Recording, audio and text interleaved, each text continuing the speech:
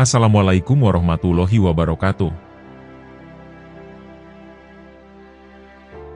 Terima kasih, Anda telah kembali di channel YouTube kami.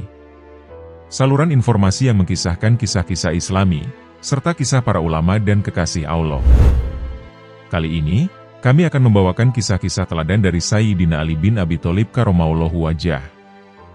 Siapakah beliau sebenarnya, sehingga begitu dibanggakan oleh sang Nabi?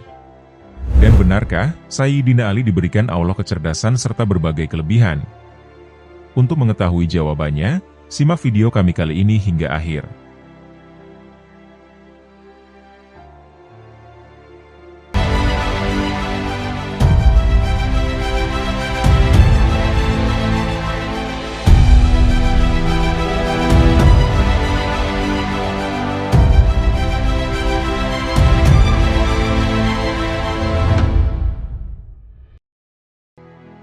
Dini hari itu, Ali bin Abi Thalib bergegas bangun untuk mengerjakan sholat subuh berjamaah di masjid bersama Rasulullah. Tentu saja, baginda Rasulullah sudah berada di sana. Rasanya, hampir tidak pernah Rasulullah didahului orang lain dalam berbuat kebaikan. Tidak ada yang istimewa, karena memang itulah aktivitas yang sempurna untuk memulai hari. Dan bertahun-tahun lamanya Ali bin Abi Thalib sudah sangat terbiasa dengan aktivitas itu. Langit masih gelap, cuaca masihlah dingin, dan jalanan masih pula diselimuti kabut pagi yang turun bersama embun. Sayyidina Ali melangkahkan kakinya menuju masjid. Dari kejauhan, lama-lama sudah terdengar suara Bilal memanggil-manggil dengan adzannya, yang berkumandang merdu ke segenap penjuru kota Madinah. Namun belumlah begitu banyak melangkah, di jalan menuju masjid, kebetulan di hadapan Sayyidina ada sesosok orang. Ternyata, orang tersebut adalah seorang kakek tua yang beragama Yahudi. Kakek tua itu melangkahkan kakinya teramat pelan sekali. Hal itu mungkin karena usianya yang telah lanjut, dan tampak sekali ia sangat berhati-hati menyusuri jalan. Ali sebenarnya sangat tergesa-gesa. Ia tidak ingin tertinggal mengerjakan sholat tahiyatul masjid dan qabliyah subuh, sebelum melaksanakan sholat subuh berjamaah bersama Rasulullah, dan para sahabat lainnya. Ali paham benar, bahwa Rasulullah mengajarkan supaya setiap umat muslim menghormati orang tua. Siapapun orang itu, dan apapun agamanya. Maka, Ali pun terpaksa berjalan di belakang kakek itu. Tapi apa daya, si kakek berjalan amat lamban, dan karena itu pulalah langkah Ali menjadi melambat. Kakek itu lemah sekali, dan Ali tidak sampai hati untuk mendahuluinya. Ia khawatir, kalau kakek Yahudi itu terjatuh atau kena celaka. Setelah sekian lamanya berjalan, akhirnya Ali pun hampir sampai mendekati masjid, namun langit sudah mulai terang. Dan kakek itu nampak melanjutkan perjalanannya, melewati masjid di mana Sayyidina Ali akan sholat berjamaah bersama Rasulullah. Ketika memasuki masjid, Ali menyangka sholat subuh berjamaah sudah usai. Sayyidina Ali kemudian bergegas memasuki masjid, untuk segera menunaikan sholat subuh. Saat itu Sayyidina Ali terkejut sekaligus gembira, karena Rasulullah dan para sahabat masih rukuk pada rakaat yang kedua. Berarti, Ali masih punya kesempatan untuk memperoleh sholat berjamaah. Jika masih bisa menjalankan rukuk bersama, berarti ia masih mendapat satu rakaat sholat berjamaah. Sesudah Rasulullah mengakhiri sholatnya dengan salam, Umar bin Khattab memberanikan diri untuk bertanya, "Wahai Rasulullah, mengapa hari ini sholat subuhmu tidak seperti biasanya? Ada apakah gerangan sebenarnya?" Rasulullah berbalik bertanya kepada Umar, "Kenapakah, wahai Umar, apakah ada yang berbeda?"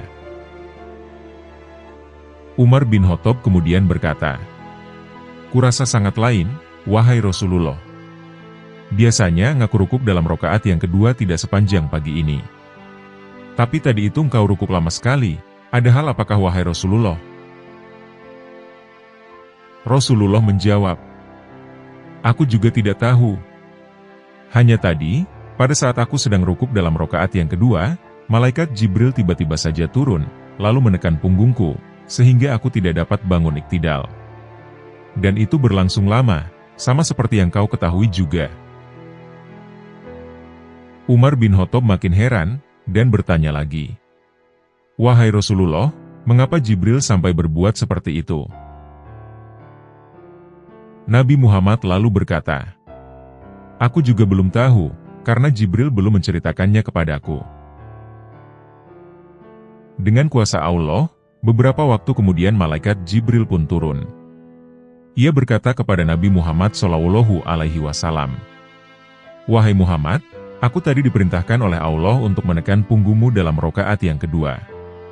Hal itu sengaja, agar Ali mendapatkan kesempatan sholat berjamaah denganmu, karena Allah sangat suka kepadanya, bahwasanya ia telah menjalani ajaran agamanya secara bertanggung jawab. Ali telah menghormati seorang kakek tua Yahudi. Dari penghormatannya itu, sampai ia terpaksa berjalan pelan sekali, karena kakek itu pun berjalan pelan pula. Jika punggungmu tidak kutekan tadi, pasti Ali akan terlambat, dan tidak akan memperoleh peluang untuk mengerjakan sholat subuh berjamaah denganmu hari ini."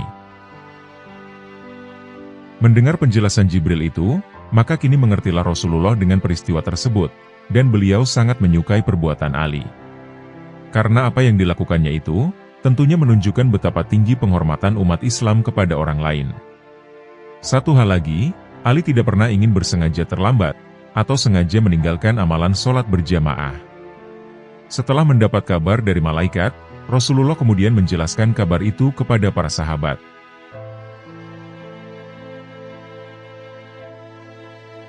Sayyidina Ali bertemu dua sosok malaikat. "Wahai perempuan mulia, adakah makanan yang bisa kau berikan kepada suamimu ini?" tanya Sayyidina Ali kepada istrinya. "Demi Allah, aku tidak mempunyai apapun. Aku punya hanya 6 dirham ini, dan ini adalah ongkos dari Salman, karena aku telah meminta wol.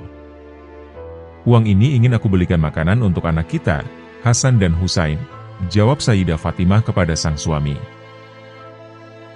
"Kalau begitu, bawalah kemari uang itu," pinta Sayyidina Ali kepada sang istri. Sayyidah Fatimah segera memberikannya, dan Ali pun keluar membeli makanan.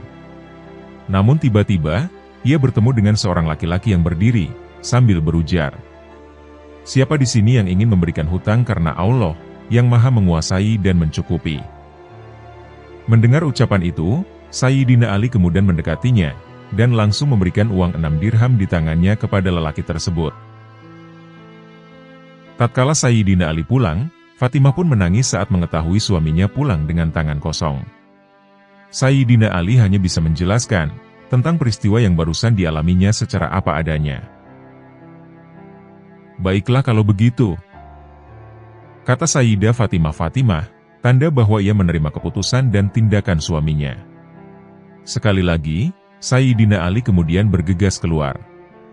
Kali ini ia bukan untuk mencari makanan, melainkan hendak mengunjungi Rasulullah. Di tengah jalan, ada seorang Badui yang sedang menuntun unta, lalu menyapa Sayyidina Ali. "Wahai Ali, belilah unta ini dariku," dipinta si orang Badui sambil menawarkan untanya. "Aku sudah tak punya uang sepeser pun," jawab Sayyidina Ali kepada orang Abdui tersebut. "Tidak apa-apa, engkau bisa bayar nanti," ucap si Badui yang terlihat sangat membutuhkan uang. "Berapakah harga unta ini?" tanya Sayyidina Ali kepada si Badui. "Harga unta ini 100 dirham," jawab orang Badui penjual unta tersebut.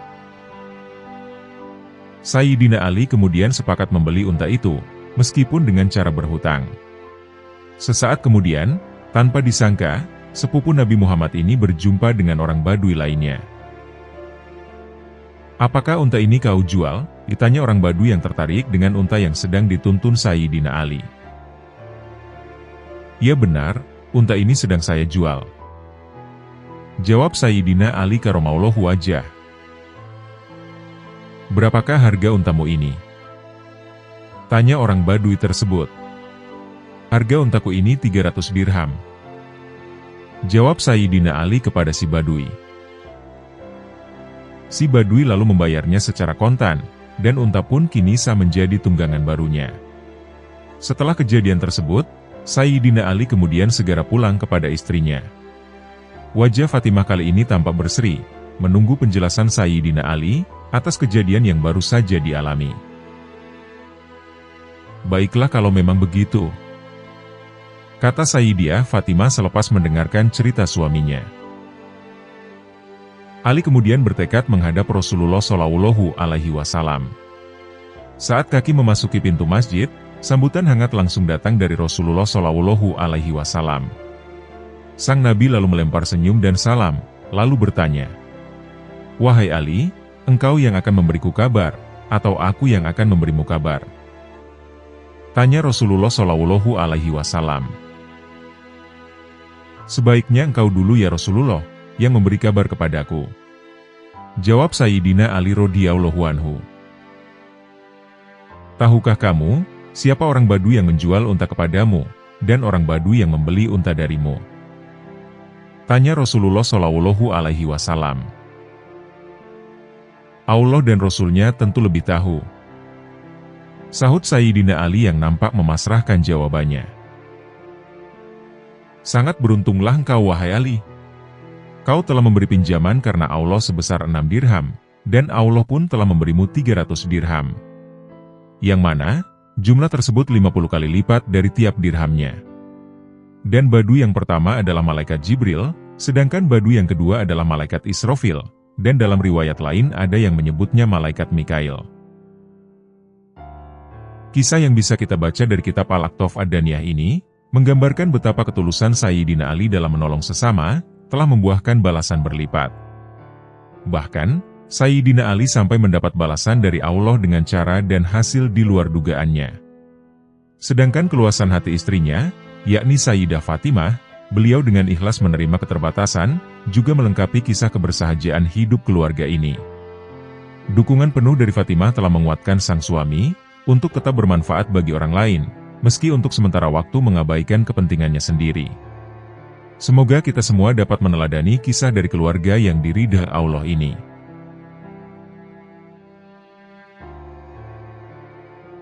Kumpulan Karomah Sayyidina Ali. Diriwayatkan oleh Imam Baihaqi, bahwasanya Sa'idi Ibnul Musayyab berkata, "Pernah kami bersama Sayyidina Ali bin Abi Thalib, yang saat itu sedang memasuki salah satu perkuburan di kota Madinah. Kemudian Sayyidina Ali bin Abi Thalib mengucapkan salam kepada penghuni kubur. 'Assalamualaikum warahmatullahi, ya ahli kubur. Apakah kalian mau mengabarkan kepada kami, tentang apa yang engkau alami di alam kubur? Ataukah kami yang akan mengabarkan pada kalian, apa yang terjadi di sekitar kami, selepas kalian meninggalkan kami?' Tiba-tiba saja dari dalam perkuburan di Madinah itu ada suara, dan menjawab salam dari Sayyidina Ali bin Abi Thalib. 'Waalaikumsalam warahmatullahi wabarakatuh, ya Amirul Mukminin. Beritahukan kepada kami terlebih dahulu, tentang apa yang terjadi sepeninggal kami.'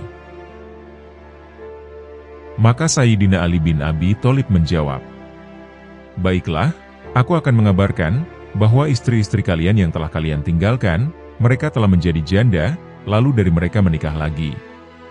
Harta kekayaan yang kalian tinggalkan sudah dibagi, sesuai dengan hukum harta waris. Anak-anak yang kalian cintai, kini telah menjadi anak yatim. Sedangkan rumah-rumah yang kalian dirikan, kini telah dihuni oleh musuh-musuh kalian. Inilah berita yang ada pada kami. Lantas, bagaimana berita yang ada pada kalian?' Maka dijawablah oleh salah seorang mayit, 'Wahai Amirul Mukminin, kain kafan kami telah rusak, dan rambut-rambut kami telah berserakan, rontok dari kepala kami. Kulit-kulit kami telah terpotong-potong, terlepas dari tulang belulang dan daging kami. Bola mata kami telah turun sampai ke pipi, sedangkan mulut kami telah mengeluarkan cairan-cairan muntahan, dan bercampur dengan nanah.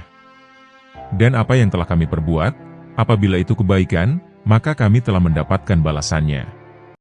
Dan kebaikan yang kami tinggalkan, atau yang kami tidak kerjakan, maka kami juga telah mendapatkan kerugiannya, dan kami sedang menunggu nasib kami yang akan datang.' Diriwayatkan oleh Imam Tajusubki dalam kitab Tobaqot, bahwasanya pernah suatu ketika di pertengahan malam, Sayyidina Ali bin Abi Thalib sedang berada di dekat Ka'bah, yang saat itu bersama dengan kedua putranya, yakni Sayyidina Hasan dan Sayyidina Husain. Kemudian mereka mendengar seseorang yang sedang bermunajat kepada Allah. Wahai Zat yang menjawab panggilan seorang dalam kesempitan di tengah malam hari. Wahai Zat yang dapat melepaskan seorang dari kesempitan, cobaan, dan dari penyakit. Tamu-tamumu telah tidur semuanya di sekitar Ka'bah, dan ada yang sudah terjaga. Sedangkan engkau, wahai Zat yang hidup dan berdiri sendiri tidak tidur, limpahkan padaku dengan kedermawananmu pengampunanmu atas dosa-dosaku. Wahai Zat yang kepadanya semua orang yang berada di Al-Haram mengajukan permohonan. Jika pengampunanmu memang tidak dapat diminta oleh seorang yang bersalah, siapakah yang akan melimpahkan nikmat kepada orang-orang yang berdosa? Kemudian Sayyidina Ali bin Abi Thalib memerintahkan salah seorang putranya untuk mencari asal suara atau orang yang berdoa itu sampai ketemu. Kemudian orang itu telah ditemukan, yang kemudian dibawa untuk menghadap Sayyidina Ali bin Abi Thalib. Orang itu datang dengan terhuyung-huyung, disebabkan bagian tubuhnya sebelah kanan telah lumpuh separuh. Sayyidina Ali bin Abi Thalib pun kemudian berkata, "Telah kudengar munajatmu kepada Allah Subhanahu wa Ta'ala, maka kisahkan kepadaku keadaanmu." Maka orang itu kemudian bercerita, "Dahulunya aku adalah seorang yang gemar menyanyi, dan berbuat maksiat. Ayahku selalu menasehatiku untuk berhenti, namun aku merasa bosan dengan nasihatnya, yang terus-menerus dan berulang-ulang. Sehingga, suatu ketika karena aku jengkel, lalu aku memukul ayahku. Kemudian ayahku bersumpah, untuk berdoa meminta pertolongan Allah Subhanahu wa Ta'ala atas perbuatan maksiatku tersebut. Kemudian ia pergi ke Mekah dan berdoa kepada Allah Subhanahu wa Ta'ala agar menolongnya. Begitu doanya baru saja selesai, seketika itu juga badanku menjadi lumpuh separuh. Aku sangat menyesal dan merasa bersalah terhadap apa yang telah aku lakukan. Maka setelahnya aku pun segera minta ampun dan kerelaan ayahku, sampai dia mau memaafkan atas kesalahanku. Maka ayahku mengampuniku, dan beliau hendak pergi kembali ke Mekah, untuk memintakan ampun diriku. Ketika ia hendak berangkat, maka aku siapkan kendaraan baginya, dan kubantu beliau untuk naik ke atas untanya. Di tengah perjalanan, sayangnya ayahku terjatuh dari untanya, dan dia meninggal dalam perjalanan menuju Mekah. Maka Sayyidina Ali bin Abi Thalib bertanya, "Allah akan meridaimu jika ayahmu telah meridaimu?" Orang itu menjawab, "Demi Allah Ta'ala, ayahku telah ridho kepadaku." Kemudian Sayyidina Ali bin Abi Thalib pergi hendak sholat beberapa rakaat, dan berdoa memohon pertolongan kepada Allah Subhanahu wa Ta'ala. Kemudian beliau berkata kepada orang itu, "Sekarang bangkitlah wahai saudaraku." Orang itu kemudian segera bangkit, dan berjalan layaknya seperti orang yang sehat. Sayyidina Ali bin Abi Thalib kemudian berkata, "Andaikan kamu tidak bersumpah bahwa ayahmu telah ridho kepadamu, niscaya tidak akan kumohonkan kesembuhan bagimu dari Allah Subhanahu wa Ta'ala." Ada seorang budak berkulit hitam yang mencuri sesuatu barang milik orang lain. Diketahui, budak hitam tersebut adalah salah seorang yang mengidolakan Sayyidina Ali, dan pendukung dari Sayyidina Ali bin Abi Thalib. Waktu dia diseret di hadapan Sayyidina Ali, dia diberikan pertanyaan oleh Sayyidina Ali. "Wahai saudaraku, apakah kamu benar-benar telah mencuri?" Maka budak itu menjawab, "Iya benar, aku telah mencuri." Maka Sayyidina Ali pun memerintahkan orang untuk memotong tangan orang itu, sesuai dengan hukum syariat Islam. Selepas peristiwa eksekusi, budak tersebut berjumpa dengan Salman Al-Farisi dan Ibnul Qawa. Lalu Ibnul Qawa menanyai budak hitam tersebut, "Wahai budak, apakah engkau telah mencuri, sehingga tanganmu dipotong?" Maka budak hitam tersebut menjawab, "Iya benar, aku telah mencuri, dan tanganku telah dipotong oleh Amirul Mukminin, sang penghulu kaum muslimin, menantu Rasulullah Shallallahu Alaihi Wasallam, dan suaminya Sayyidatian Fatimah Al-Bathul." Mendengar jawaban itu, sahabat Ibnul Qawa terheran-heran. "Wahai budak, kenapa engkau malah memuji orang yang telah memotong tanganmu?" Maka budak hitam tersebut menjawab, "Bagaimana ia tak kupuji, sedangkan dia telah menyelamatkan aku dari panasnya siksa neraka." Salman yang mendengar jawaban itu, segeralah ia bergegas menemui Sayyidina Ali bin Abi Thalib, dan menceritakan kisah budak tersebut kepadanya. Kemudian Sayyidina Ali memerintahkan seseorang, untuk memanggil kembali budak hitam itu ke hadapannya. Kemudian setelah budak itu menghadap, Sayyidina Ali melekatkan kembali potongan tangannya yang telah terpotong, dan membalutnya dengan kain. Kemudian Sayyidina Ali berdoa kepada Allah, memohon agar tangan yang dipotong tadi kembali seperti semula. Allah Subhanahu wa Ta'ala kemudian mengabulkan doa Sayyidina Ali tersebut. Maka seketika di dalam ruangan, orang-orang yang menyaksikan keadaan tersebut mendengarkan sebuah suara dari langit, untuk melepaskan kain balutan tersebut. Setelah kain tersebut dilepas, tangan si budak yang tadinya telah terpotong, saat itu juga tersambung kembali seperti keadaan semula, bahkan tampak lebih indah dari sebelumnya. Dalam kitab Is-Afuroghi bin Sobban meriwayatkan, bahwasannya pada suatu hari ketika Rasulullah sedang menyuruh Abu Dzar Al-Ghifari, untuk memanggil Sayyidina Ali bin Abi Thalib. Setelah mendapat perintah dari baginda Nabi, maka kemudian Abu Dzar bergegas pergi ke rumah Sayyidina Ali. Namun begitu sampai di rumahnya Ali, Abu Dzar terheran-heran melihat gilingan gandum yang berada di rumah Sayyidina Ali. Ternyata, gilingan gandum tersebut bekerja sendiri, tanpa ada seorang pun yang mengerjakannya. Kemudian setelah kejadian itu, Abu Dzar menceritakan kejadian tersebut kepada Rasulullah Shallallahu Alaihi Wasallam. Dan setelah Rasulullah mendengar cerita tersebut, maka beliau berkata, "Wahai Abu Dzar, tahukah kamu bahwa Allah mempunyai malaikat yang berada di bumi? Merekalah yang telah dipercaya untuk membantu keluarga Rasulullah. Semoga Allah memberkatinya dan memberinya kedamaian."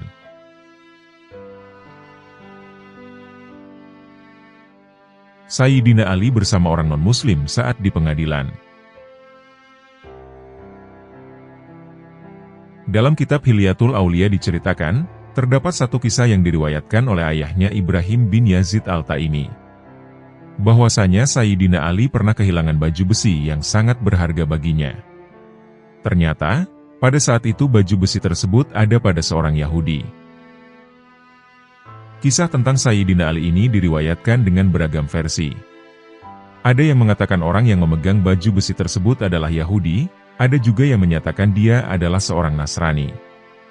Namun terlepas dari itu semua, kisah ini mengandung pesan penting, bahwasanya seorang pemimpin haruslah bersifat adil, meskipun kepada seorang non-muslim. Pada saat itu, baju besi tersebut hendak ditawarkan, untuk dijual di sebuah pasar oleh orang non-muslim tersebut. Melihat baju besi yang ia kenali ada di tangan orang tersebut, Ali pun menghampirinya, dan kemudian berkata, "Ini adalah baju besi milikku. Beberapa hari lalu baju besiku jatuh dari untaku di tempat itu." Ucap Sayyidina Ali, sambil beliau menyebutkan suatu tempat di mana baju besi tersebut terjatuh. Akan tetapi, orang non-muslim tersebut mengingkari penuturan Ali, dan meminta sebuah keadilan di depan sang hakim. Ali pun menyanggupinya, dan membawa persoalan mereka kepada seorang hakim di pengadilan. Kala itu, yang menjabat sebagai hakim adalah Syurai. Melihat Sayyidina Ali mendekat, Syurai berpaling dari posisinya, dan Ali berkata, "Jika lawanku adalah seorang muslim, aku akan setara dengannya di persidangan. Tetapi, aku pernah mendengar Rasulullah berkata, jangan setara dengan mereka, orang Yahudi, di persidangan. Tetapi berlindunglah bersama mereka di jalan yang paling sempit. Jika mereka menangkapmu, maka pukullah mereka. Dan jika mereka menyerangmu, maka perangilah mereka." Mendengar ucapan Imam Ali, maka Syurai berkata, "Apakah yang engkau inginkan wahai Amirul Mukminin?" Sayyidina Ali bin Abi Thalib kemudian berkata, "Baju besiku jatuh dari untaku, dan orang Yahudi ini mengambilnya." Mendengar pengakuan Sayyidina Ali, Syurai kemudian berkata, "Bagaimana menurutmu, wahai orang Yahudi?" Orang Yahudi tersebut kemudian berkata, "Baju besi ini sesungguhnya adalah milikku." Hakim Syurai kemudian berkata, "Demi Allah, kamu benar wahai Amirul Mukminin, itu adalah baju besimu." Akan tetapi, setidaknya diperlukan dahulu 2 orang saksi. Kemudian Sayyidina Ali memanggil Kanbar, seorang hamba sahayanya, dan Hasan bin Ali, supaya mereka menyaksikan bahwa itu adalah baju besinya. Hakim Syurai kemudian berkata, "Adapun kesaksian hamba sahayamu, kami telah menerimanya, tetapi kesaksian anakmu, kami tidak dapat menerimanya. Aku tidak meragukan kejujuranmu, wahai Amirul Mukminin. Akan tetapi, engkau tetap harus mendatangkan 2 saksi, yang bersaksi bahwa baju besi itu adalah milikmu." Sayyidina Ali pun berencana mendatangkan anaknya, Sayyidina Hasan, sebagai seorang saksi. Mengetahui hal tersebut, maka Syurai kemudian menjawab, bahwa menjadikan anak sebagai saksi dalam persidangan adalah hal yang dilarang. Sayyidina Ali pun merasa kaget, karena seorang yang ahli surga bahkan tidak boleh dijadikan saksi. Sayyidina Ali lalu melanjutkan perkataannya. "Aku pernah mendengar dari Rasulullah Shallallahu Alaihi Wasallam berkata, bahwasanya Hasan dan Husain adalah pemudanya ahli surga." Akan tetapi, Syurai tetap tegas menolak sikap Sayyidina Ali, yang terus meminta untuk menjadikan Hasan sebagai saksi. Sebab menurut Sayyidina Ali, anaknya lah yang tahu betul, bahwa baju besi tersebut adalah miliknya. Setelah proses birokrat yang dinilai cukup sulit, Sayyidina Ali pun rela melepas baju besi kesayangannya. "Ambillah saja baju besi ini," ucap Sayyidina Ali kepada orang Yahudi tersebut. Hal itu terpaksa dilakukan oleh beliau, disebabkan ketiadaan seorang saksi lain. Mengetahui hal tersebut, maka orang Yahudi tadi pun kaget, dengan sikap Sayyidina Ali yang tiba-tiba begitu saja mengikhlaskan baju besinya tersebut. Maka, orang non-muslim tersebut berkata kepada Sayyidina Ali, "Aku bersaksi, bahwa baju besi itu adalah milikmu wahai Amirul Mukminin." Kemudian orang non-muslim tersebut berkata lagi dengan heran, "Amirul Mukminin telah menggugatku di hadapan hakimnya, dan hakim tersebut malah memvonisnya. Aku bersaksi, bahwa tidak ada Tuhan selain Allah, dan bahwa Muhammad adalah utusan Allah."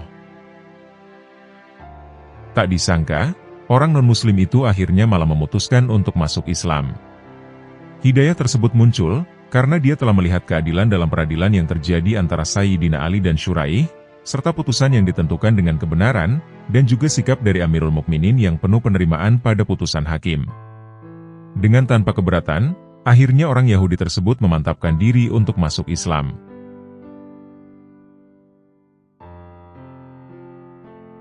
Sayyidina Ali bersama musafir non-muslim. Hari itu udara kota di Kufah begitu nyaman. Angin sepoi merayap lembut dari sekitaran jalan, memberikan aura ketenangan bagi jiwa dan hati setiap makhluk di padang pasir yang kering. Alkisah, terdapat seorang musafir yang bergerak ke arah kota Kufah. Dia telah melewati perjalanan yang jauh untuk mencapai suatu tempat di sekitar Kufah.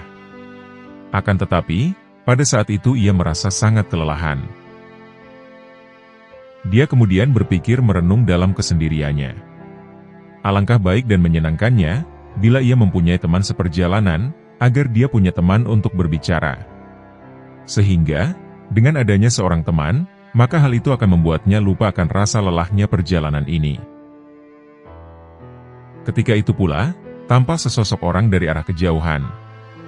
Sang musafir merasa gembira, dan berkata kepada dirinya sendiri, "Aku akan bersabar, sampai orang itu datang menghampiriku. Mungkin saja nanti dia bisa menjadi teman seperjalananku." Sosok yang ditunggu dari kejauhan itu akhirnya mendekat. Ternyata, dia adalah seorang lelaki yang berwajah menarik, dan bercahaya. Terlihat senyum terukir di bibir lelaki itu. Ketika keduanya berdekatan, maka mulailah mereka saling bertanya kabar. Ternyata, lelaki tampan itu mengaku juga akan pergi ke Kufah, sehingga sang musafir yang kesepian tadi merasa gembira, karena kini dia telah memiliki teman seperjalanan. Dan lelaki yang baru tiba itu, ternyata tidak lain adalah Imam Ali bin Abu Thalib. Akan tetapi, saat itu Imam Ali menyembunyikan identitasnya kepada si musafir tersebut. Keduanya akhirnya bersama-sama melanjutkan perjalanan. Mereka lalui perjalanan itu sambil berbincang-bincang.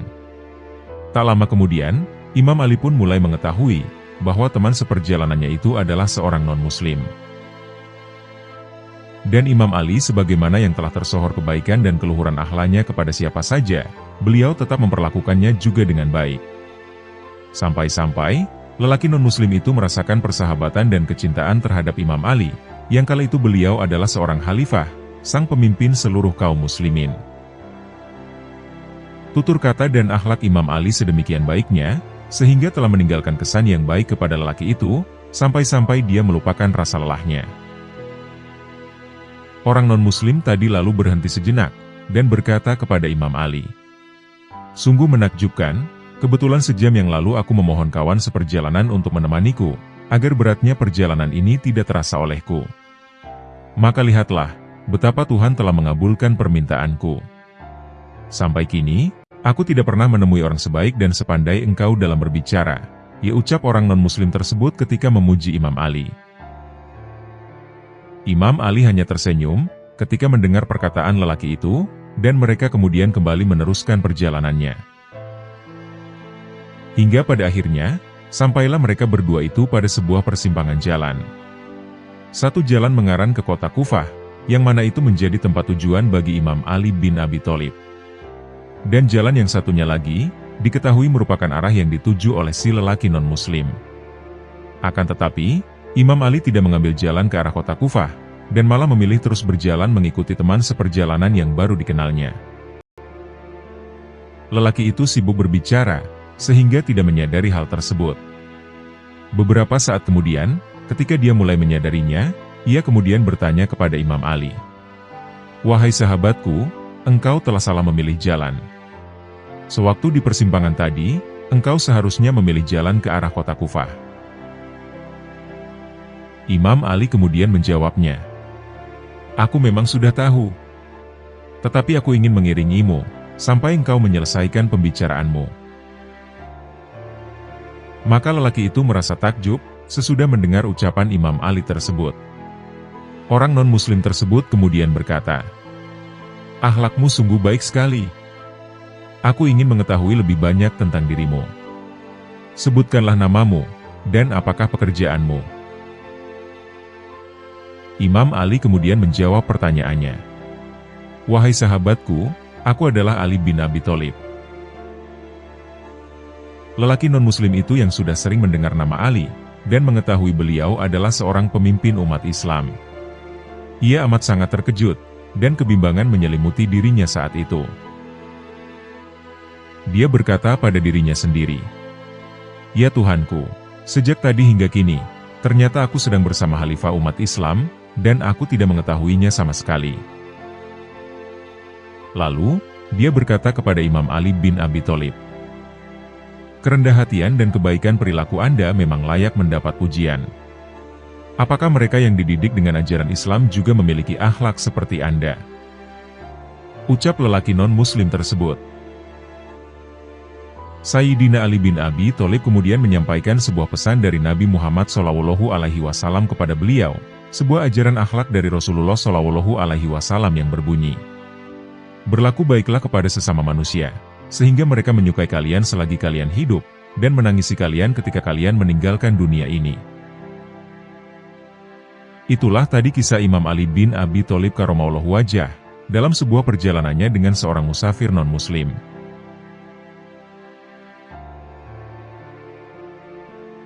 Kisah kesabaran Sayyidina Ali. Dikisahkan dalam buku 50 Kisah Teladan, karya Ali Sadakat, bahwasanya Rasulullah SAW pernah pergi bersama Ali bin Abi Thalib menuju Masjid Quba. Di tengah perjalanan, keduanya melintasi taman nan indah. Ali lalu berkata kepada Rasulullah SAW, "Wahai Rasulullah, sungguh ini taman yang indah." Rasulullah SAW lalu berkata, "Tamanmu di surga jauh lebih indah daripada taman ini." Setelah melewati taman tersebut hingga 7 taman, Ali menyampaikan kata-kata takjub, dan Rasulullah SAW memberi tanggapan yang sama. Kemudian beliau Nabi Muhammad SAW memeluk Ali bin Abi Thalib, sembari menangis, dan keduanya pun turut menangis. Rasulullah SAW kemudian ditanya tentang sebab tangisannya. Rasulullah SAW lalu menjawab, "Saya teringat hati orang-orang yang menyimpan kedengkian terhadapmu. Sepeninggalku, mereka akan menampakkan kedengkian dari dalam hati mereka." Ali bin Abi Thalib kemudian bertanya, "Wahai Rasulullah, apa yang harus saya lakukan?"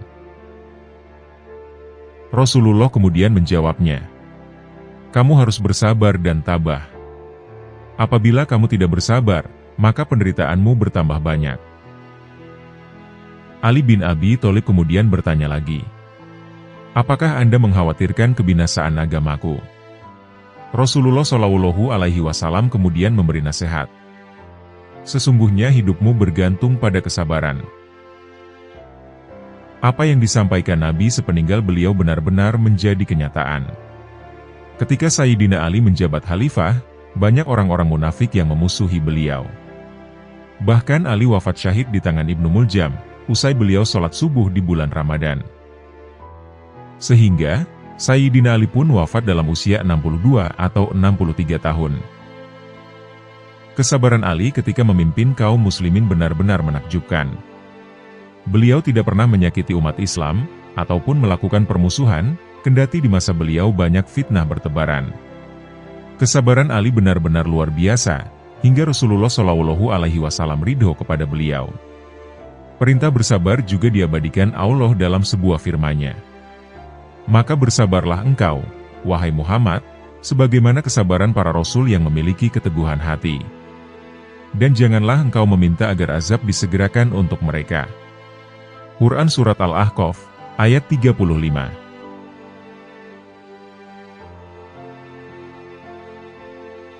Kisah sedekah buah delima dari Sayyidina Ali. Pada suatu hari, istri Ali bin Abi Thalib, yakni Fatimah binti Muhammad yang sedang sakit karena ngidam. Dan dia meminta pada suaminya, untuk dibelikannya buah delima. Saat itu, Ali bin Abi Thalib dikisahkan sedang tidak punya uang, sehingga ia terpaksa meminjam uang kepada sahabatnya. Setelah mendapatkan uang itu, ia pun segera pergi ke pasar, untuk membeli buah delima pesanan istrinya tercinta. Ali bin Abi Thalib berhasil mendapatkan buah delima, lalu bergegas kembali pulang. Namun dalam perjalanan, ia tiba-tiba bertemu dengan seorang pengemis yang sedang kelaparan. Ia merintih karena belum makan selama beberapa hari. Ali lalu berpikir sejenak, dan akhirnya memutuskan untuk membelah buah delima itu. Sebagian untuk si pengemis, dan sebagian lagi ia bawa pulang untuk sang istri. Fatimah yang mengetahui bahwa buah delima pesanannya tinggal separuh, ia tidak merasa kecewa kepada Ali. Malah sebaliknya, ia sangat bangga kepada suaminya itu, karena begitu baik dan bijak. "Wahai suamiku, kenapa engkau terlihat murung?" tanya Fatimah, ketika mendapati wajah sang suami justru terlihat murung sesampai di rumah. Mendengar pertanyaan Fatimah, Ali langsung menjelaskan semua kejadian yang terjadi, selama perjalanannya membeli buah delima kepada sang istri. "Wahai suamiku, kalau begitu, alangkah lebih baik lagi kalau buah delima itu diberikan saja kepada bapak tua itu lagi. Karena atas izin Allah Subhanahu wa Ta'ala, sesaat setelah engkau pergi tadi, tubuhku tiba-tiba kembali sehat dan segar bugar seperti biasanya," kata Fatimah Az-Zahra dengan penuh kasih sayang. Mendengar penjelasan dan permintaan istrinya, wajah Ali langsung berbinar-binar penuh cahaya, dan hendak langsung mengantarkan separuh buah delima yang dipegangnya kepada si bapak tua di pinggir jalan tadi. Tapi tiba-tiba datanglah seseorang yang mengetuk pintu. Dan setelah dibuka, ternyata dia adalah sahabat Salman Al-Farisi, yang datang atas perintah Rasulullah, untuk mengantarkan buah delima merah untuk sang putri, Fatimah Az-Zahra. "Wahai Ali, ini ada sedikit buah untuk keluarga kalian," ujar Salman Al-Farisi sembari menyerahkan buah delima yang ia bawa. "Terima kasih banyak wahai saudaraku," balas Ali sambil tersenyum senang. Subhanallah. Allah Subhanahu wa Ta'ala langsung membalas sedekahku tadi dengan jumlah 10 kali lipat. Allah Subhanahu wa Ta'ala sungguh Maha Pemurah. Ucap Ali dengan penuh rasa syukur. Sedangkan Fatimah pun begitu gembira tatkala mendapat rezeki yang tidak disangka-sangka itu. Seketika, Salman Al-Farisi langsung memberikan sebungkus kantong yang telah berisi 9 buah delima merah itu kepada Ali. Salman Al-Farisi kemudian berkata, "Ini ada buah delima dari Rasulullah untuk Fatimah." Kemudian Sayyidina Ali menjawab ucapan dari Salman, "Jikalau benar ini dari Rasulullah Shallallahu Alaihi Wasallam, pasti jumlahnya 10, bukan 9, wahai sahabatku Salman." Jawab Ali sambil tersenyum kepada Salman. Mendengar pernyataan Ali, sontak Salman Al-Farisi terkaget-kaget dibuatnya.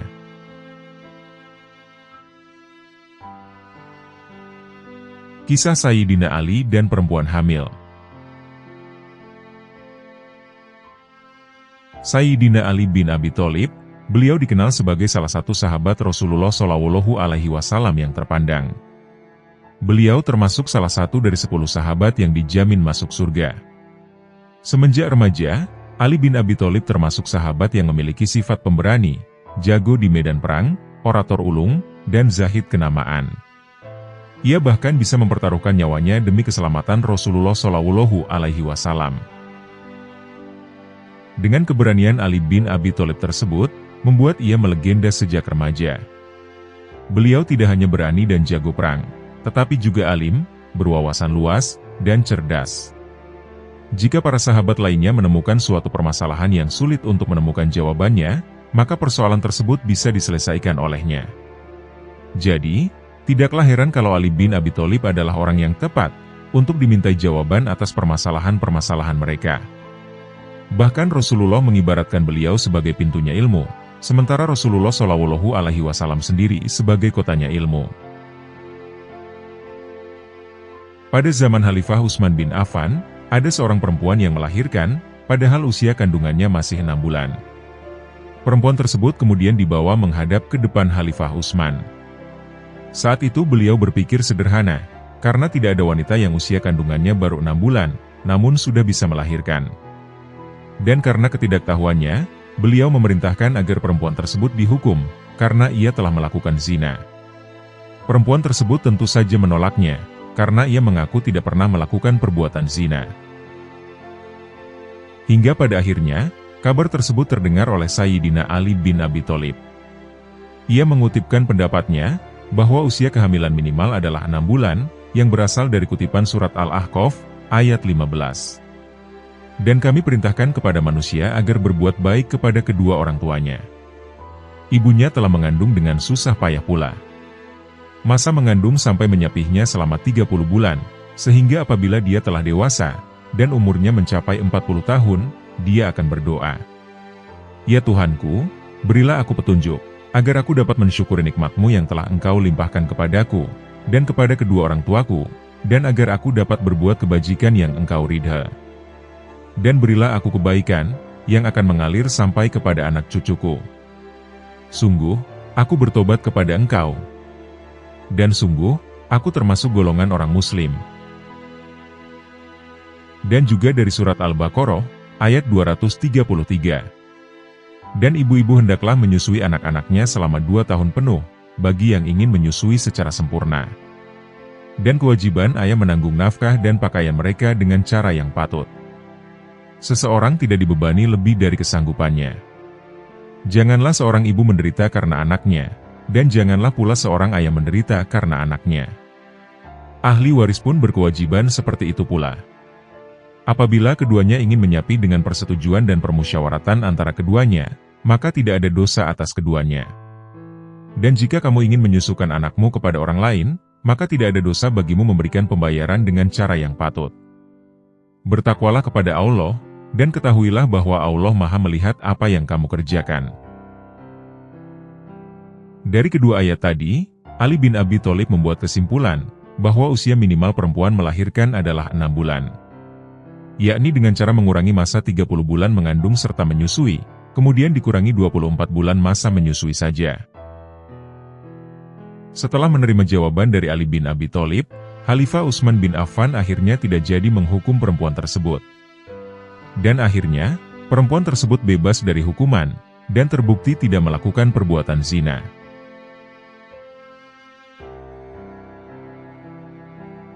Kisah kecerdasan Sayyidina Ali bin Abi Thalib. Seseorang datang menghadap Imam Ali, dan berkata, "Seekor anjing mengawini seekor kambing, dan sekarang kambing itu melahirkan. Kami tidak tahu apakah anak dari keduanya itu anjing atau kambing." Imam Ali kemudian menjawab, "Jika ia makan tulang berarti ia anjing, dan jika makan rumput berarti ia kambing." Orang tersebut kemudian menjawab, "Kadang ia makan rumput, dan kadang makan tulang." Sayyidina Ali kemudian menjelaskannya lagi, jikalau ia minum air dengan lidah berarti ia anjing, kalau dengan mulut berarti ia kambing. Orang tersebut kemudian membalas, "Ia pun kadang melakukan kedua-duanya." Sayyidina Ali kemudian berkata lagi, "Jika ia berjalan di belakang kambing berarti ia anjing, dan jika ia berjalan di depan atau di tengah-tengah mereka, berarti ia itu kambing." Orang tersebut kemudian membalas lagi, "Terkadang ia berjalan di depan dan kadang ia berjalan di belakang kawanan kambing." Sayyidina Ali kemudian berkata lagi, "Lihatlah, jika ia tidur di atas ekornya, berarti ia adalah anjing. Dan jika tidurnya seperti kambing, maka ia kambing." Orang tersebut kemudian membalas lagi, "Ia juga terkadang tidur dengan dua cara ini," kata orang itu. Sayyidina Ali kemudian berkata lagi, "Kalau hewan itu kencing seperti anjing, maka ia adalah anjing. Dan jika seperti kambing, maka ia adalah kambing." Orang tersebut kemudian membalas lagi, "Terkadang ia seperti anjing, kadang ia seperti kambing." Sampai akhirnya Imam Ali kemudian berkata, "Jikalau begitu, sembelihlah hewan itu. Jika ia punya kantung makanan pemakan rumput, maka ia adalah kambing. Dan jika tidak ada, berarti ia adalah anjing." Suatu hari, seseorang menghadap Imam Ali, dan mengadukan tetangganya yang selalu mengganggu dan mencuri itiknya. Namun, ia tidak tahu siapa pencurinya. Imam Ali kemudian berkata, "Pada siang ini datanglah ke masjid, akan kutunjukkan siapa pencurinya." Imam Ali kemudian berkhutbah di masjid, dan berkata, "Seseorang di antara kalian telah mencuri itik milik tetangganya, dan sekarang berada di sini. Bulu itik itu ada di atas kepalanya sekarang." Maksud beliau, bulu itik itu berada di atas kepala itik. Imam dengan jeli melihat salah seorang hadirin sedang mengusap kepala dengan tangannya. Lalu, beliau menyuruh si pemilik itik untuk mengambilnya dari orang tersebut. Pada suatu hari, terdapat dua orang ibu yang saling berebut anak. Dua wanita itu bersengketa, memperebutkan bayi laki-laki dan perempuan yang masih menyusu. Keduanya saling mengaku bahwa mereka adalah ibu si bayi laki-laki. Akhirnya, mereka membawa masalah ini kepada Khalifah. Umat tidak berdaya mengatasi masalah ini, dan berkata Imam Ali, "Abul Hasan Ali adalah orang yang tepat untuk saat seperti ini. Di manakah dia sekarang?" Seseorang lalu pergi mencari Imam Ali, dan membawa beliau ke majelis. Setelah mendengar persengketaan mereka, beliau menyuruh untuk menyiapkan dua wadah susu. Setelah siap, beliau menimbang kedua wadah itu dan berkata, "Berikan tiap wadah ini kepada kedua wanita itu, dan suruh mereka masing-masing untuk menuangkan air susu ke dalamnya." Setelah wadah itu terisi air susu, Imam menimbang keduanya. Ternyata, salah satu dari keduanya lebih berat dari lainnya. Maka beliau berkata Imam Ali, "Bayi laki-laki ini adalah anak wanita yang air susunya lebih berat, sedangkan bayi perempuan adalah anak wanita yang susunya lebih ringan. Dalil apakah yang mendasari keputusanmu ini?" Tanya Sayyidina Umar bin Khattab. Allah pernah berfirman, bahwa hak pria dalam waris 2 kali lipat lebih banyak dari hak wanita. Atas dasar inilah, para tabib menggunakannya sebagai kriteria menentukan laki-laki dan perempuan. Jawab Imam Ali bin Abi Thalib ketika menerangkan. Dalam prinsip penciptaan, karena pria bertanggung jawab mencari nafkah dan berjihad, struktur badannya harus lebih kuat dan kokoh daripada badan wanita. Sebab itulah, ASI yang diperuntukkan untuk bayi laki-laki harus memiliki kadar vitamin yang banyak. Karenanya, ASI untuk bayi laki-laki lebih berat daripada air susu untuk perempuan. Pada zaman kekhalifahan Abu Bakar As-Siddiq, beberapa rahib menanyakan kepadanya arti wajhullah atau wajah Allah. Namun, Khalifah Abu Bakar tidak bisa menjawabnya. Maka Salman Al-Farisi membawa mereka menemui Imam Ali bin Abi Thalib. Imam Ali bin Abi Thalib kemudian berkata, "Aku akan menjawab pertanyaan kalian secara praktis." Imam Ali bin Abi Thalib menyuruh membakar kayu. Saat api menyala dan membakar kayu itu, beliau bertanya kepada mereka, "Yang manakah wajah api ini?" Mereka kemudian menjawabnya, "Semua sisi dari api ini adalah wajahnya." Imam Ali bin Abi Thalib kemudian berkata, "Segala sesuatu yang ada di dunia ini adalah wajah Allah." Beliau lalu membacakan ayat berikut. "Kemanapun kalian berpaling, maka disitulah wajah Allah. Semua akan hancur kecuali wajahnya, atau kekuasaannya." Quran Surat Al-Baqarah, ayat 115. Sehingga saat itu juga, semua rahib memeluk Islam di hadapan Imam Ali bin Abi Thalib radhiyallahu anhu. Riwayat ini diambil dari buku Kisah-Kisah Menakjubkan, karya Abu Fadhol Al-Hiyari. Pada suatu ketika, ada seorang pemuda yang hampir dibunuh oleh Umar bin Khattab. Penyebab pemuda tersebut hendak dibunuh, karena ketika orang-orang bertanya kepadanya apa kabar, bagaimana keadaanmu, kemudian pemuda tersebut "Saya menyukai fitnah, dan tidak menyukai hak. Saya membenarkan Yahudi dan Nasrani. Saya mengimani apa yang tidak saya lihat, dan mengakui apa yang belum diciptakan Allah. Saya mempunyai sesuatu di bumi, yang tidak Allah miliki. Dan saya juga mengerjakan sholat tanpa wudhu." Ia hampir saja dibunuh Umar, jika tidak ada penjelasan dari Imam Ali. Maka berkatalah Imam Ali bin Abi Thalib menjelaskan perkataan pemuda tersebut. Apa yang dikatakannya adalah benar. Ia menyukai fitnah, maksudnya harta dan anak, sesuai ayat berikut ini. Sesungguhnya harta dan anak adalah fitnah.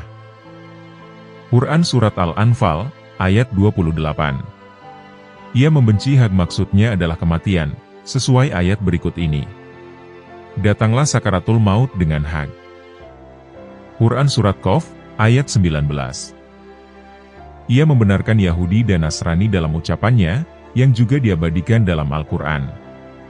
Dan orang-orang Yahudi berkata, orang-orang Nasrani itu tidak mempunyai suatu pegangan. Dan orang-orang Nasrani berkata, orang-orang Yahudi tidak mempunyai sesuatu pegangan. Quran Surat Al-Baqarah, ayat 113. Ia mempercayai sesuatu yang tidak dilihatnya, yakni Allah yang tidak dilihat oleh mata kita. Ia mengakui apa yang belum diciptakan, maksudnya adalah hari kiamat. Ia mengakui apa yang Allah tidak miliki, maksudnya istri dan anak. Ia sholat dengan tidak wudhu, maksudnya adalah bersolawat kepada Rasulullah Shallallahu Alaihi Wasallam. Kecerdasan ilmu matematika Sayyidina Ali. Kecerdasan ilmu matematika Imam Ali memang sudah sangat terkenal di kalangan bangsa Arab. Sebagai contohnya adalah, terdapat kisah kecerdikan Sayyidina Ali dalam bidang matematika, yang membuat seorang Yahudi yang cerdik terdiam, dan tak berkutik. Alkisah, ada seorang berniat datang kepada Imam Ali bin Abi Thalib, untuk menguji kecerdasan Imam Ali. Hal ini dikarenakan ketidaksenangannya, akan tersohornya Imam Ali akan kebijaksanaan dan kecerdasannya. Setelah menyiapkan pertanyaan yang sulit, yang sudah pasti menurutnya akan susah dijawab oleh Imam Ali, maka dengan percaya dirinya pergi untuk menemui Imam Ali. "Aku akan bertanya kepadanya pertanyaan yang sulit, sehingga ia tidak akan mampu menjawabnya, dan aku akan memiliki kesempatan mempermalukannya di depan semua orang Arab. Gumamnya orang tersebut dalam hati. Singkat cerita, kemudian bertemulah dia dengan Imam Ali. Dan kemudian mulai bertanyalah ia dengan maksud untuk mempermainkan beliau dengan pertanyaan sulit yang telah matang-matang ia siapkan. Dengan lantang orang Yahudi tersebut berkata, "Wahai Amirul Mukminin, katakan padaku suatu angka, di mana jika kita membagi dengan sejumlah angka dari 1 sampai dengan 10, maka jawabannya akan selalu dalam bentuk bilangan bulat, dan angka tersebut bukan dalam bentuk pecahan." Sejurus kemudian, Imam Ali bin Abi Thalib memandang ke arahnya, dan seraya berkata, "Ambillah jumlah hari dalam setahun, dan kalikan dengan jumlah hari dalam seminggu, dan nantinya Anda akan mendapatkan jawabannya." Sontak saja orang itu sampai terheran-heran, karena seolah dengan begitu mudahnya beliau menjawab pertanyaan yang sulit ini, bahkan dengan begitu cepat dan percaya diri. Namun karena dia adalah seorang yang musyrik, dia masih berusaha tidak takjub, dan tidak mau mempercayai begitu saja dengan jawaban Imam Ali karramallahu wajhah. Kemudian ia pun menghitungnya, dan menemukan hasil sebagai berikut. Jumlah hari dalam tahun adalah berjumlah 360, sesuai perhitungan kalender di Arab. Jumlah hari dalam minggu adalah 7. Produk dari dua angka ini kemudian dikalikan, dan menghasilkan angka yang berjumlah 2520. Dan berikut ini adalah pembuktian hasilnya.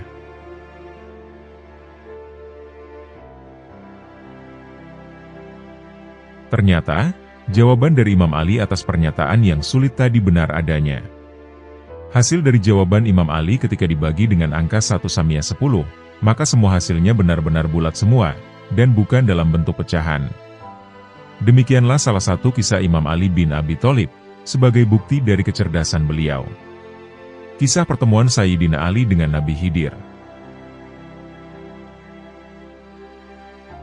Banyak perawi hadis meriwayatkan bahwa Sayyidina Ali bin Abu Thalib pernah bercerita, "Aku pernah melihat Nabi Khidir dalam sebuah mimpi, semalam sebelum terjadinya Perang Badar. Saat itu, aku berkata kepadanya, 'Ajarkanlah suatu ilmu yang telah diajarkan Allah kepadamu, sehingga aku dapat mengalahkan para musuh.' Maka, Nabi Khidir alaihi salam mengajarkan kepadaku, 'Wahai dia, wahai yang tidak ada dia kecuali dia.'" Sayyidina Ali melanjutkan kisahnya. "Keesokan harinya, kuceritakan mimpiku itu kepada Rasulullah Shallallahu Alaihi Wasallam. Setelah mendengarnya, beliau kemudian bersabda, 'Wahai Ali, engkau telah mengetahui Al-Ismu Al-A'adham, yakni nama Allah yang teragung.'" Kemudian Sayyidina Ali membaca apa yang telah diajarkan Nabi Khidir itu dalam Perang Badar. Di lain peristiwa, yakni pada waktu bertempur dalam Perang Siffin, setiap kali selesai membaca surah Al-Ikhlas, beliau mengucapkan, "Wahai dia, wahai yang tidak ada dia kecuali dia. Ampunilah aku, dan menangkanlah aku." Mendengar bacaan tersebut, Ammar bin Yasir kemudian bertanya, "Wahai Amirul Mukminin, kiasan-kiasan apakah itu?" Sayyidina Ali kemudian menjawab pertanyaannya, "Itu adalah nama Allah yang teragung, Al-Ismu Al-A'adham, dan pilar Tauhid, dan tidak ada Tuhan kecuali Dia." Kemudian Sayyidina Ali membaca salah satu ayat dari surah Ali Imran. Allah telah menyatakan bahwasanya tidak ada Tuhan yang berhak disembah melainkan Dia, yang menegakkan keadilan. Para malaikat dan orang-orang yang berilmu juga menyatakan yang demikian itu. Tak ada Tuhan yang berhak disembah, melainkan Dia, yang Maha Perkasa lagi Maha Bijaksana. Quran Surat Ali Imran, ayat 18.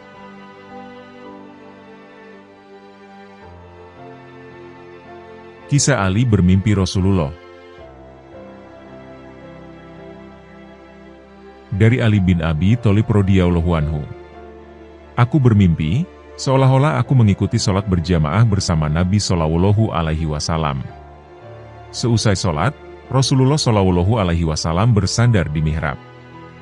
Lantas, datanglah seorang anak perempuan kecil dengan membawa satu tangkai kurma basah. Perempuan itu lalu meletakkannya di hadapan Rasulullah Shallallahu Alaihi Wasallam. Beliau mengambil kurma itu 1 butir, lalu berkata, "Wahai Ali, kamu mau mengambil kurma ini?" Kemudian aku menjawab, "Iya tentu, wahai Rasulullah." Aku kemudian ulurkan tanganku untuk mengambil sebutir kurma, dan masukkannya ke mulutku. Kemudian Nabi Muhammad Shallallahu Alaihi Wasallam mengambil bet insinyur kurma yang kedua, sembari mengatakan hal yang sama kepadaku. Maka aku pun menjawabnya, "Iya tentu, wahai Rasulullah." Lantas, aku mengambil kurma kedua, dan memasukkannya ke mulut, lalu memakannya. Ali bin Abi Thalib kemudian berkata, "Aku terbangun, dan mendapati rasa rindu yang sangat besar kepada Rasulullah Shallallahu Alaihi Wasallam menggejolak di dalam hatiku. Aku juga masih merasakan lezatnya kurma di mulutku. Maka setelahnya aku segera berwudhu, dan berangkat ke masjid. Aku kemudian mengikuti sholat berjamaah bersama Umar bin Khattab. Seusai sholat, Umar lalu bersandar ke mihrab. Aku hendak menceritakan mimpiku, tetapi belum sempat itu kulakukan, tiba-tiba datanglah seorang anak perempuan. Dia berdiri di pintu masjid, dengan membawa setangkai kurma basah. Dia kemudian meletakkan kurma itu di hadapan Umar bin Khattab. Dan Umar mengambil sebutir kurma, sembari berkata, "Apakah kamu mau memakan ini wahai Ali?" Aku kemudian menjawab, "Iya tentu, wahai sahabatku Umar." Aku kemudian mengambil sebutir kurma, lalu kumasukkan ke mulutku. Selanjutnya, Umar mengambil kurma yang kedua seraya berkata lagi kepadaku, seperti perkataannya yang tadi. Aku pun kemudian menjawabnya iya, tentu saja aku mau. Kemudian aku mengambil butir kurma berikutnya. Kemudian Umar membagi sisa buah kurma itu kepada kaum muslimin yang lainnya, padahal aku masih ingin memakannya lagi. Umar bin Khattab kemudian berkata, "Tenanglah wahai saudaraku. Kalau Rasulullah Shallallahu Alaihi Wasallam banyak mimpi pada malammu, maka kami pasti menambah jatah kurmamu." Aku pun terkejut dan terkesima mendengar ucapan Umar bin Khattab tadi, dan aku kemudian berkata, "Engkau sudah mengetahui atas mimpi yang kualami tadi malam." Umar memandang ke arahku, seraya ia berkata, "Wahai Ali, seorang mukmin itu melihat dengan cahaya Allah." Aku kemudian berkata kepada Umar, "Engkau benar wahai Amirul Mukminin. Seperti itulah yang kulihat di dalam mimpiku. Begitu juga kurasakan kurma itu dan kelezatannya dari tanganmu, sebagaimana aku merasakan kurma dan kelezatannya dari tangan Rasulullah Shallallahu Alaihi Wasallam." Riwayat ini bersumber dari buku 100 Kisah Orang Bermimpi Nabi Muhammad Shallallahu Alaihi Wasallam.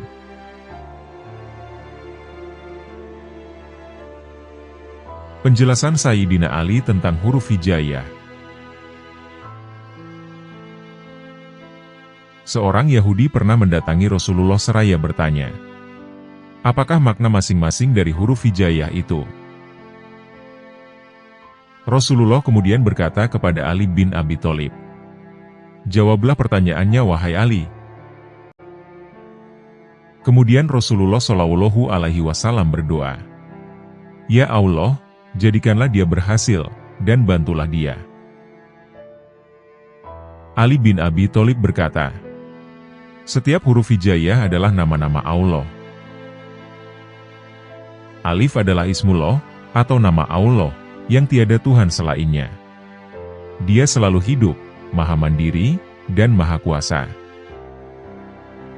Ba adalah Al-Baqi, atau maha kekal, setelah musnahnya semua makhluk. Ta adalah Al-Tawwab, atau maha penerima taubat dari hamba-hambanya. Tesa adalah Al-Sabit, atau yang menetapkan keimanan hamba-hambanya. Jim adalah Jalla Sanauhu, atau yang maha tinggi pujiannya, kesuciannya, dan nama-namanya yang tiada berbatas. Ha adalah Al-Haq, Al-Hayyu, wa Al-Halim, atau yang maha benar, maha hidup, dan maha bijak. Ho adalah Al-Habir, atau yang maha tahu, dan maha lihat. Sesungguhnya Allah Maha Tahu apa yang kalian kerjakan. Dal adalah Dayanu Yaumi Aldin, yang Maha Kuasa di hari pembalasan.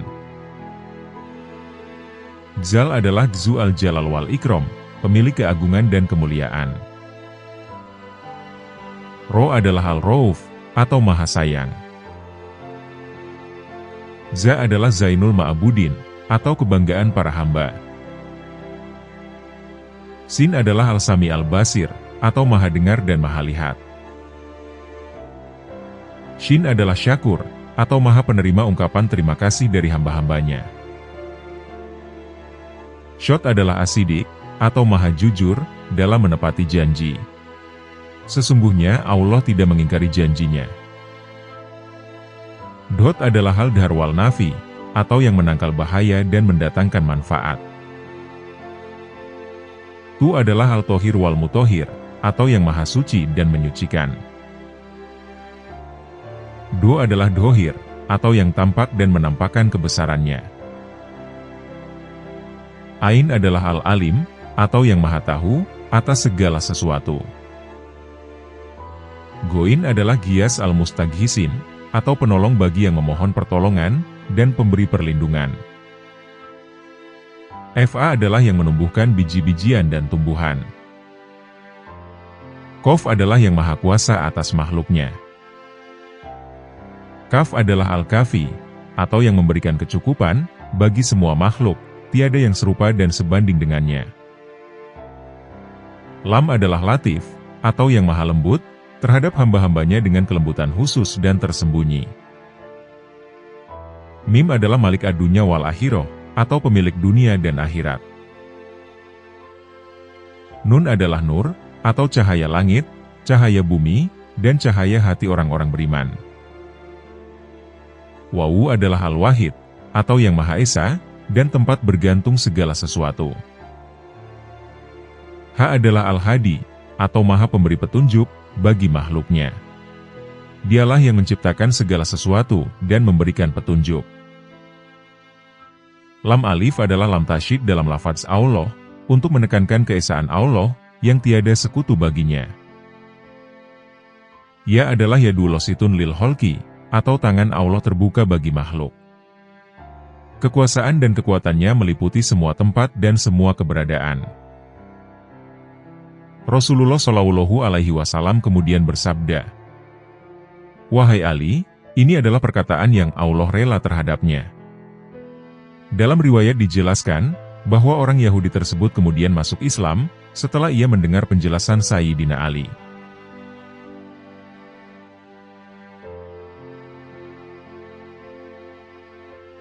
Demikianlah kisah-kisah teladan dari Sayyidina Ali bin Abi Thalib karramallahu wajhah. Semoga Allah Subhanahu wa Ta'ala mengumpulkan kita dengan para kekasihnya, di dunia maupun akhirat. Semoga kita dapat meneladani kepribadian akhlak para kekasih Allah, serta mengambil hikmah dari kisah-kisahnya. Dan semoga dengan apa yang telah kami sampaikan, dapat menambah ketakwaan kita kepada Allah Subhanahu wa Ta'ala. Wallahu a'lam bishawab.